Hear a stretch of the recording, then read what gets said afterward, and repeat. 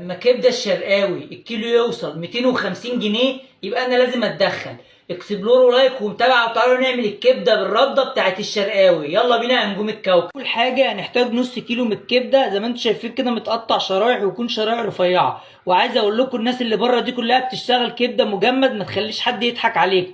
اول حاجه هنزل بشويه من ميه البصل، ميه البصل مش بصل. معلقه من الثوم المفروم. هننزل بقى ببهاراتنا اللي هو الكزبره والكمون وشويه بسيطه من البصل البودر والملح، حبه من المستردة. وعايز اقول لكم كده مش هيبقى فيها اي زفاره خالص. هنزل بقى بالكبده بتاعتي هنا. طبعا مش هننسى الليمونه الشقيه. اجيب الرده بتاعتي بقى العاديه وهنزل عليها بمعلقتين من الدقيق، كمان معلقه من النشا. عايز اقول لكم ريحه الكبده روعه روعه روعه. هنزل في الرده هنا كده بقى بالشكل ده اهو. هنزل في الزيت بقى شرقاوي ولا غرباوي مع حبه طحينه بقى حبايب قلبي يا ست الكل يا جامده.